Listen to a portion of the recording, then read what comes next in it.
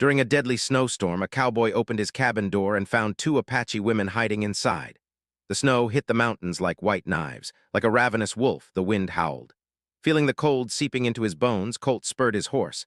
8 months, 8 long months of sleeping under the stars, dreaming of this moment and driving cattle through untamed areas. His ranch appeared through the storm like a ghost. However, there was a problem. The chimney was filled with smoke. His fireplace had been... Si vous avez aimé cette histoire du Far West, n'oubliez pas de vous abonner à la chaîne Conte du Far West pour découvrir d'autres récits puissants, remplis de courage, de justice et de destin. Activez la cloche pour ne manquer aucune nouvelle aventure et rejoignez-nous sous les grands cieux du Far West. Lit by someone. Colt leaped from his mount. He reached for the revolver on his belt out of instinct, moved slowly toward the door. He forcefully pushed it open. "Freeze!" he shouted. Two young women jumped back from the fire, their eyes shone with terror in the dim light. One of them raised her trembling hands. "Please don't hurt us." Colt lowered his weapon, confused. They were Apache women dressed in traditional clothes that were soaked and torn. The one who had spoken was spirited with lively eyes. The other remained silent, watching him with a calmness that unsettled him. "Who are you? What are you doing in my house?" Colt asked, still aiming at them. The spirited woman stepped forward. "My name is Kimla. She is Jalona," she said, gesturing to her companion. "We were freezing in the storm. We saw your house. We only wanted to warm up. I swear it. We'll leave as soon as the snow stops." Colt looked toward the window. The storm raged on with even more force. No one could survive out there tonight. "All right," he finally said, hanging up his coat. "But I want answers." He sat down across from them, the fire crackling between the three. Kimla spoke first, her words flowing like a river overflowing its banks. Jalona remained silent, but Colt noticed how her eyes studied him with deep intelligence. The story was simple yet heartbreaking. Their tribe was migrating north toward new lands, better pastures, better water sources. But Jalona and Kimla didn't want to leave. They had been born in these mountains. This was their home.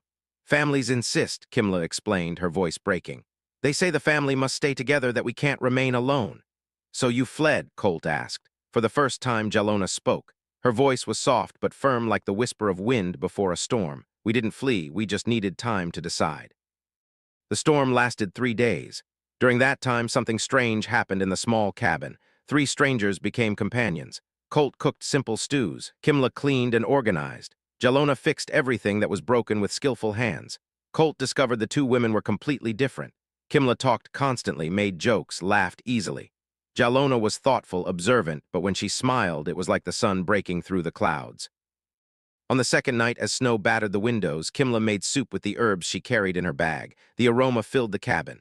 "How did you learn to cook like that?" Colt asked. "My grandmother taught me," Kimla replied with pride. She said, "A woman who knows how to cook will never go hungry and will never be alone." Jalona looked up from the blanket she was mending. "And yet here we are alone." The silence was uncomfortable. Colt cleared his throat. "You're not alone, you're here." Jalona's eyes met his, and for a moment something passed between them. Something Colt couldn't name but felt in his chest like a clenched fist. On the 3rd night, Kimla was already asleep in the corner. Colt went out to check on his horse in the stable. To his surprise, Jalona followed him. "Aren't you cold?" he asked. "I'm always cold," she replied, wrapping her blanket tighter. "But I needed to talk to you about what?" Jalona looked toward the mountains, invisible in the darkness. "Kimla thinks we can stay here, that we can build a life without the tribe. But I don't know if that's possible." "Why not?" "Because family is everything to us. Without the tribe, who are we?" Colt thought of his own family, of his father who had died years ago. "Sometimes," he said slowly, "family isn't just blood. Sometimes it's the people you choose." Jalona looked at him for a long moment. Then, without saying anything else, she returned to the cabin. Colt stayed outside watching the snow fall, wondering what the hell was happening to his heart. On the 4th day, the storm finally ceased. The sun shone over a white, pure world. Kimla shouted with joy, running outside like a child, but the joy was short-lived. On the horizon, 3 figures on horseback were approaching slowly. Jalona palled. "They're from our tribe." Colt felt his stomach tight. "What do they want?" "They've come for us," Jalona whispered. The 3 riders stopped in front of the cabin. They were elders, their faces weathered by years of sun and wind. The one leading the group dismounted with difficulty. "Jalona Kimla." His voice was grave but not cruel. "Your families are worried. It's time to return." The elder's name was Takoda. His gray eyes had seen 70 winters. Beside him were Chitsa, a woman with a stern face but kind eyes, and Kuruk, the second man, who remained silent, watching everything. "Grandfather," Jalona said, bowing her head with respect. "We didn't expect you." "Of course you didn't expect us," Chitsa interrupted, crossing her arms. "That's why you fled in the middle of the night like thieves." We didn't flee, Kimla protested. We just needed time to think. Takoda raised a hand, asking for silence. His eyes settled on Colt, who had come out of the cabin and stood beside the women. And who are you, Cowboy? Colt, this is my land, I see. Takoda nodded slowly. Did you know these women have families waiting for them, that their tribe needs them? Colt looked at Jalona, then at Kimla. I know they were trying to make a decision. The decision is already made, Chitsa declared firmly. The tribe leaves at dawn tomorrow for the new lands. Jalona and Kimla are coming with us. Families do not separate. Kimla stepped forward, her voice trembling but defiant. What if we don't want to go? The silence that followed was heavy as stone. Kuruk finally spoke, his deep voice resonating in the cold air. Then you will be alone, completely alone. Do you understand what that means? No protection, no community, no one when hard times come. Jalona lowered her gaze. Colt saw her shoulders sag slightly. Takoda approached the two women, his expression softening. Girls, I understand you. I was also born in these mountains. I know every rock, every tree, but the world is changing. We must change with it or die. Or find a new way to live, Jalona murmured. Here alone, Chitsa shook her head. Be realistic, Colt cleared his throat. Everyone looked at him. With all due respect, sirs, maybe you should give them more time to decide. Takoda studied Colt with new eyes. Cowboy, this is none of your concern. They're on my land. That makes it my concern. Kuruk took a threatening step toward Colt, but Takoda stopped him with a gesture. Easy, brother, he turned back to Colt. I appreciate your hospitality to our young women, but this is a matter of family, of tribe. You cannot understand our ways. I understand their people, Colt replied calmly. And people deserve to choose their own path, Chita snorted. Pretty words from a lonely cowboy. What do you know, a family of community? Colt felt the sting of those words. It was true. He had been alone for years, tackled aside deeply. Listen, we haven't come to fight. We've come because the families are worried. Jalona, your grandmother hasn't slept since you left. Kimla, your mother cries every night. Kimla felt tears burning her eyes. Jalona clenched her fists. Well, give you until tomorrow at noon, Takoda continued. Well, return. By then you must be ready to come with us. This is your last chance, he paused, looking at them with genuine sadness. We don't want to force you, but you must understand if the tribe leaves without you, you will truly be alone. There will be no turning back. The three elders mounted their horses before leaving. Chita turned one last time. Think with your heads, not your hearts. The heart can be deceiving. Horses' hooves moved away, leaving deep marks in the snow. Kimla was the first to break the silence. They can't force us. They can't. They're not forcing us, Jalona said softly. They're just reminding us of reality. They entered the cabin. The warm atmosphere of the previous days had disappeared, replaced by a heavy tension. Colt made coffee while the women sat by the fire. No one spoke. Finally, Jalona looked up. Colt, can we ask you something honest? Sure. Why are you defending us? You barely know us. Colt served the coffee carefully, thinking about his answer. I was young. My father wanted me to stay on his ranch to follow in his footsteps, but I wanted to be a cattle driver to travel to see the world. He sat down across from them. We had a terrible fight. I left. He never forgave me. He died 5 years later. We never made peace. Jalona and Kimla listened in silence. What I learned, Colt continued, is that some decisions have no right answers. Only consequences, and you have to be able to live with them. Do you regret it? MLA asked quietly. Every day, Colt admitted, but I also know that if I had stayed just because he wanted me to, I would have been miserable. I would have lived another man's life, not mine. Jalona looked into the fire, her eyes reflecting the flames. It's different for us. It's not just our parents. It's the whole tribe, our entire community. I know. Silence fell again. That night, Kimla fell asleep quickly, exhausted by the emotions. But Jalona stayed awake, staring at the ceiling. Old couldn't sleep either. He went outside. To his surprise, Jalona was already there looking at the stars. You can't sleep either, he observed. Too many thoughts. They stood together in silence. Finally, Jalona spoke. Colt, what do you see when you look at your future? He considered the question. Honestly, I've never thought much about it, one day at a time. I used to see my future clearly, she said. Live with my tribe, marry someday, have children, grow old, surrounded by my people. But now her voice broke slightly. Now what? Now I don't know what I see. Colt felt his heart race. He wanted to say something, but he didn't know what. Jalona turned to him. Tomorrow we have to decide, and honestly, I'm terrified. Whatever you decide, Colt said it will be the right one. Dawn came too quickly. Colt hadn't slept all night. His thoughts swirled like a whirlwind. At noon, the elders would return, and then Jalona and Kimla would leave forever. He got up before the women and made strong coffee. He was looking out the window when he heard movement behind him. Good morning, Jalona said softly. Her eyes showed she hadn't slept either. Good morning. Colt poured her a cup. Have you decided? Jalona didn't answer immediately. She sat by the fire, wrapping her hands around the warm cup. Kimla wants to stay. She says we can build a life here, and you. I think about my grandmother, my mother, everyone we left behind. A tear rolled down her cheek. How can I be happy knowing they're suffering because of me? Colt sat across from her. For a long moment, they just looked at each other. He saw the pain in her eyes, the battle raging within her heart. Jalona, he began, his voice more serious than he intended. I have to tell you something. She looked at him waiting, but Colt stopped. The words stuck in his throat. What was he going to say? That he had fallen in love with her in just 4 days. At the thought of seeing her leave was breaking his heart. It sounded ridiculous even in his own mind. What is it? Jalona asked. Colt took a deep breath. I think you should go with your tribe. Jalona blinked in surprise. What? Your family needs you. Your grandmother, your mother, they love you and you love them. Colt forced himself to continue, though every word hurt. I've lived with the regret of walking away from my family for years. I don't want that for you, but I thought. Jalona didn't finish the sentence. Kimla entered at that moment, yawning. What's going on? Colt stood up. I was telling Jalona that I think you should go with your tribe. What? Kimla nearly shouted. But last night you said we should follow our hearts, and I meant it. Colt replied firmly. But I also say that family is important, more important than anything. Jalona looked at him with an expression Colt couldn't decipher. Disappointment, relief, confusion. I don't understand, Kimla murmured. Why did you change your mind? Because if you stay, Colt thought, I don't know if I could ever let you go, and that wouldn't be fair to them, he said aloud. I've been thinking all night, and I realized that you would regret it. Maybe not today, maybe not tomorrow, but someday when you think about your families, about everything you left behind, that regret would consume you. Silence filled the cabin. Jalona finally spoke, her voice barely a whisper. And what if we're right? What if this is our place? Colt looked her directly in the eyes. Then you'll come back. The new lands aren't that far. If after being with your tribe, seeing your families, you still feel this is your home, you'll come back. And he stopped, taking a deep breath. I'll be here.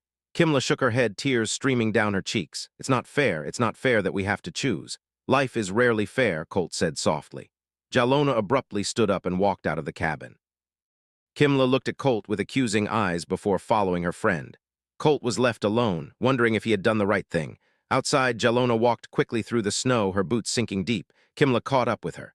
Jalona, wait. Jalona stopped but didn't turn around. He's right, Kimla, what are you talking about? I thought you felt something for him. That's exactly why. Jalona turned, her face streaked with tears. That's exactly why we need to leave. We barely know him. It's only been 4 days. How can we make a decision that will change our lives based on 4 days? Kimla was silent. My grandmother raised me, Jalona continued. She taught me everything I know. She took care of me when I was sick. She comforted me when I cried, and now she's suffering because I left. How can I stay knowing that? But what about your heart? Jalona laughed bitterly. My heart is confused. It doesn't know what it wants. The hours passed too quickly. The sun reached its highest point in the sky, and then 3 figures appeared on horseback on the horizon. Takoda, Chitsa, and Kurak had returned. This time they didn't dismount. Takoda spoke from his horse. It's noon. Have you made your decision? Jalona and Kimla looked at each other. A silent conversation passed between them. Finally, Kimla nodded sadly. Jalona turned to the elders. Well, go with you. Holt, who had been standing in the doorway of the cabin, felt as if he'd been punched in the stomach. He knew this would happen. He had suggested it himself, but hearing it out loud was different. Chita looked relieved. It's the right decision, girls, but Jalona added, her voice firmer. Now we have a condition. Takoda raised an eyebrow. A condition. Colt will accompany us to the camp. We want to make sure we arrive safely. The 3 elders exchanged glances. Kurak frowned. It's not necessary. We'll protect them. It's not negotiable, Kimla said, crossing her arms. Either he comes or we don't go, Taco sighed. All right, let the cowboy come. He looked at Colt. Are you willing? Colt nodded, not trusting his voice. Then we leave in an hour, Takoda declared. Prepare yourselves. The elders moved away to wait at a distance. Colt entered the cabin to prepare his horse and some provisions. Jalona followed him. Thank you, she said softly, for everything. You don't have to thank me for anything. Yes, I do. Jalona stepped closer to him. Colt, I want you to know that these days have meant something to me, something important.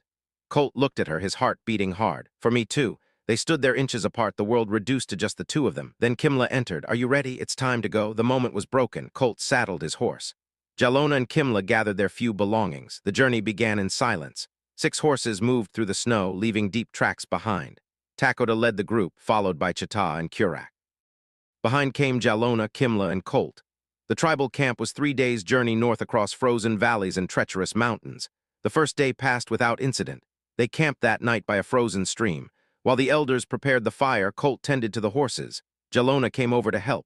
You don't have to do this, she said quietly, ensuring the others couldn't hear. I want to. Colt adjusted the blanket on his horse. I want to make sure you get there safely. And then what? You just leave. Colt didn't answer. He didn't know what to say. On the second day, the weather worsened. Dark clouds gathered on the horizon. Takoda looked at the sky with concern. Another storm is coming, he murmured. We must hurry. They spurred their horses, but the storm caught them before nightfall. The wind howled. The snow fell so thick they could barely see a meter ahead. Their currach shouted, pointing to a rock formation. Shelter.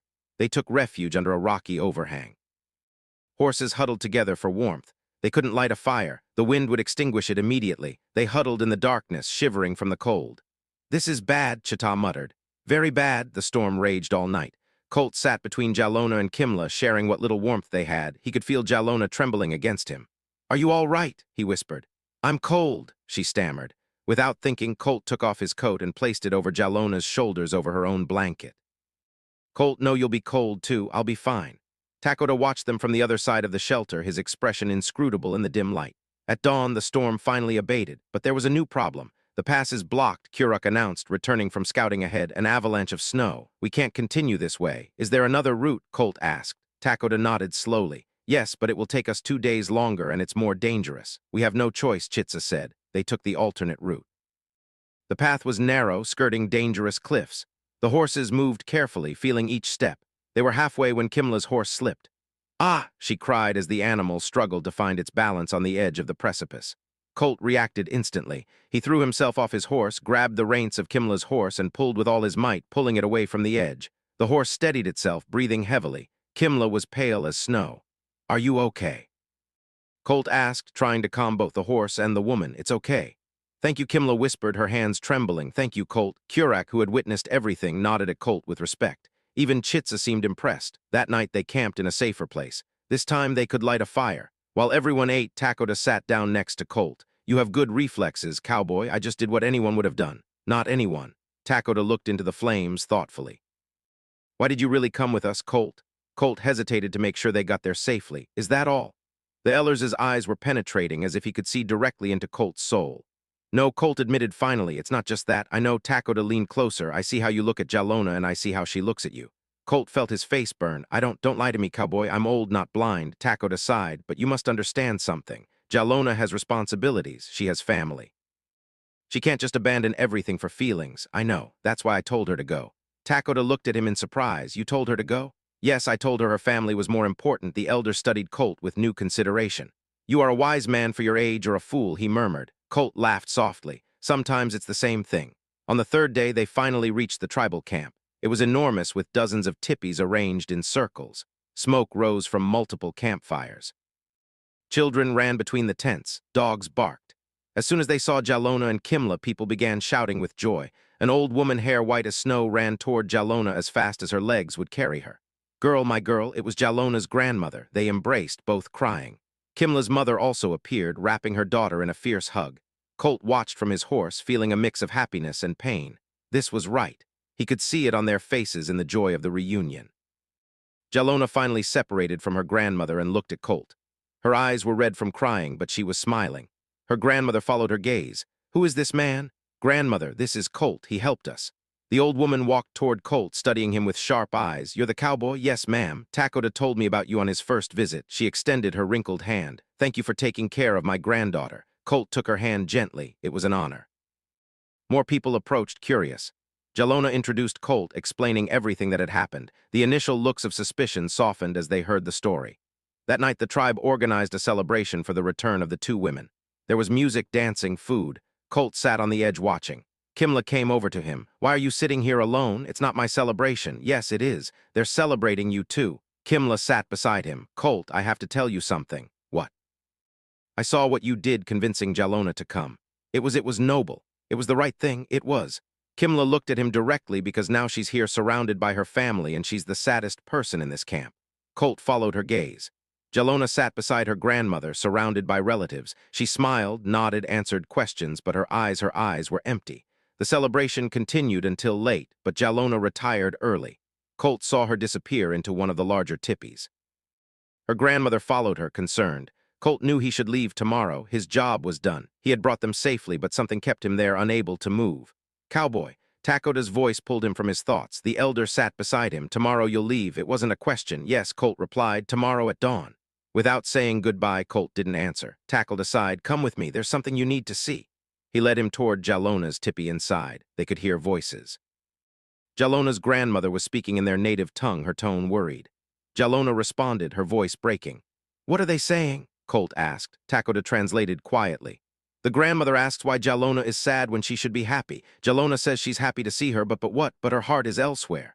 Colt felt his chest tight. The grandmother spoke again more softly. Takoda continued translating. The grandmother says, Girl, I have lived many years. I have seen many things, and I know how to recognize when someone has left their heart in another place. Jalona is sobbing now. I'm sorry, grandmother. I'm so sorry. I want to be happy here. I want this to be enough. But do you love the cowboy? The grandmother finishes silence. Yes, Jalona whispers finally. I know it sounds crazy. It was only a few days, but yes, I think I love him. Colt felt like he couldn't breathe. The grandmother spoke again, in her voice now firm. Takoda translated with a smile. Then you must tell him, foolish girl, you must tell him before he leaves. But the tribe and you, I can't abandon you again. Precious girl, the grandmother says, and now she speaks in Spanish so those outside can understand. I will not live forever. Perhaps I have 5 years left, perhaps 10 if I'm lucky. Do you want me to spend those years watching you wither from sadness, watching you live a life you don't want? But I promised you, you promised me nothing. I asked you to come, yes, because I was afraid of losing you forever. But now that you're here, now that I see your eyes, I know I've already lost you. Your body is here, but your spirit is with that cowboy. Jalona was crying openly. Now listen to me carefully. The grandmother continues. Family is not a chain that binds you. It's a river you can always return to. You can go with him, build your life, and still come back to see me. The new lands are not that far, 3 days' journey. You can visit me every month if you want. Do you really mean that? With all my heart. The grandmother laughs through tears. Besides, I want to meet my grandchildren someday, and something tells me that Cowboy would make beautiful babies. Despite everything, Jalona laughed. Takoda touched Colt's shoulder. Come, we shouldn't hear more. They moved away from the tipi. Colt was stunned, his mind reeling. The grandmother is wise, Takoda said, wiser than me. I thought keeping the family together was the most important thing. But she taught me tonight that true love is also important.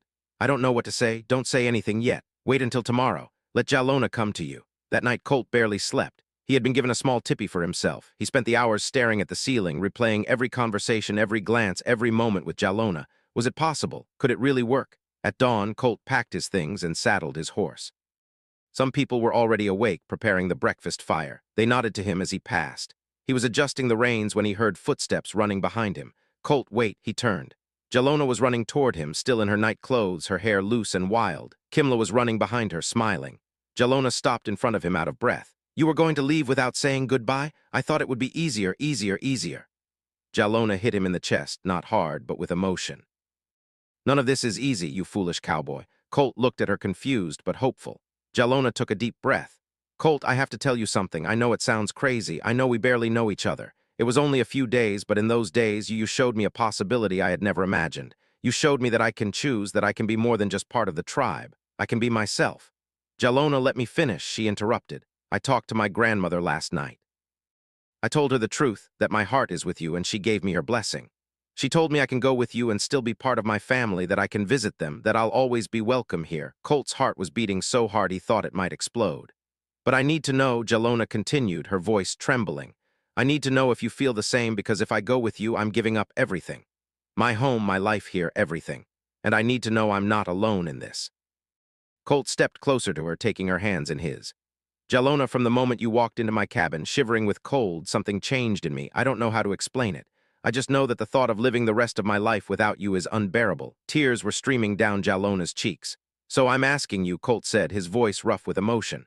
Will you come with me? Will you build a life by my side? Yes, Jalona whispered. 1,000 times yes. They kissed as the sun rose over the mountains, painting the sky gold and pink. Around them, the tribe was beginning to wake. Some looked surprised, others smiled. Jalona's grandmother came out of her tipi, leaning on a cane. She looked at the scene and nodded approvingly. Kimla came over, wiping away tears. Wait a minute, what about me? Jalona and Colt separated, laughing. What do you mean? Jalona asked. You two don't think you're leaving me here, do you? Kimla crossed her arms. We've been together our whole lives. I'm not about to start separating now. Colt looked at Jalona, who was smiling widely. Well, Cowboy, do you have room for one more? Colt laughed, happiness flooding his chest. There's always room. But then angry voices cut through the moment. This is ridiculous. A group of young warriors approached, led by Napes, the most vocal of them all. First they flee, then they return, and now they're leaving again with a stranger. The atmosphere changed instantly. Joy turned to tension. Napesy planted himself in front of Colt, his posture aggressive. Cowboy, you have no right to take our women. I'm not taking them, Colt replied calmly.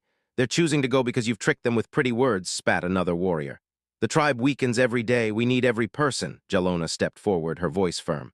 Napes, I respect your concern for the tribe, but I am a person, not property. I have the right to choose my own path, the path of the selfish, Napesney shouted.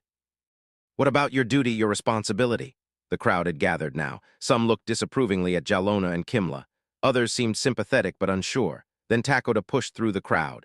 Enough, his voice resonated with authority. Even Napesy stepped back. Napes, I understand your concern, Takoda said, his tone grave but not cruel.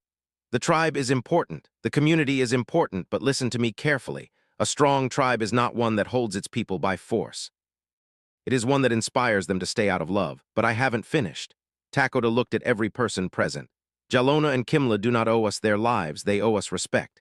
Yes, they owe us to honor their ancestors. Yes, but they should not sacrifice their happiness out of fear or guilt. He turned to the two women. You promised to visit. You promised not to forget where you come from. We promise, both said in unison. You promised to teach your future children about their heritage, about your people. Yes, Jalona said firmly. Always, Takoda nodded. Then he looked at Colt. And you, Cowboy, do you promise to respect their culture, to allow them to maintain their connection with their tribe? I promise, Colt answered without hesitation. Takoda turned to Napes and the other warriors. Then it is decided. They have my blessing as the leader of this tribe. Napesy clenched his jaw, clearly unsatisfied. But in the face of the leader's word, he bowed his head in acceptance, albeit reluctantly. The other warriors did the same, slowly stepping back. Jalona's grandmother came over, tears in her wrinkled eyes. Girl, come here. Jalona ran to her arms. They held each other for a long time. Visit me soon, her grandmother whispered. Don't make this old woman wait too long. I promise, grandmother, I promise I'll come every month. Kimla's mother also said goodbye to her daughter, crying but smiling. Be happy, my girl. That's all a mother can ask for. The preparations for departure were quick. The tribe, though some were still skeptical, helped prepare provisions. Takoda personally gave Colt a map. The new lands are here, he pointed. 3 days north of your ranch, the path is marked. Don't get lost when you come to visit. I won't get lost, Colt promised. Chita, who had been so stern at first, approached Jalona. To everyone's surprise, she smiled. I always knew you were different, girl. Different isn't bad, just different. She handed Jalona a small leather pouch. Medicinal herbs for your new home. Jalona hugged her, tears falling. Thank you, Aunt Chitsa. Finally, it was time to leave. Colt, Jalona, and Kimla mounted their horses. The entire tribe had gathered to say goodbye. As they began to ride away, Jalona looked back one last time. Her grandmother stood there, leaning on her cane, one hand raised in farewell. Tears blurred Jalona's vision, but she smiled and waved back. The return journey took 4 days. This time there were no storms, no dangers, just 3 people riding together, talking, laughing, imagining the future. When they finally saw Colt's ranch on the horizon, Kimla whistled. It's smaller than I remembered, Colt laughed. Yeah, well, I wasn't expecting permanent company. Well, then you'd better start building, Kimla joked. And that's exactly what they did. In the following weeks, with help from Colt's neighbors, they built a second small house next to the original cabin. It was modest but sturdy with a window facing the mountains. My own house, Kimla marveled the day they finished. I never thought I'd have my own house. 2 months later, when the spring flowers began to bloom, Colt and Jalona were married. It was a simple ceremony at the ranch with neighbors as witnesses. But what made it special was that Takoda, Jalona's grandmother, Chita, and several members of the tribe traveled to be there. Even Napesy came. He approached Colt before the ceremony. Cowboy, he said stiffly, I still don't fully agree with this, but I see how you look at Jalona and I see how she looks at you. He extended his hand. Take good care of her. Colt shook his hand firmly. With my life. The ceremony blended traditions. Jalona wore a simple white dress, but with traditional Apache beads that her grandmother had sewn on. Kimla was her maid of honor, radiant with happiness. When Colt and Jalona kissed as husband and wife, the crowd erupted in applause. American neighbors whistled and shouted. The tribe members sang a traditional celebration song, Two Worlds United.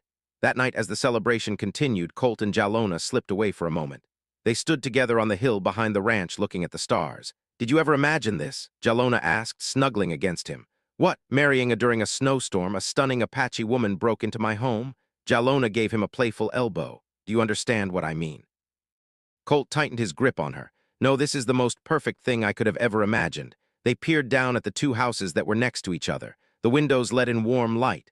The night air was filled with laughter. Jalona muttered, 2 houses. Colt corrected her, kissing her forehead, saying, 1 family, 1 home, 3 hearts.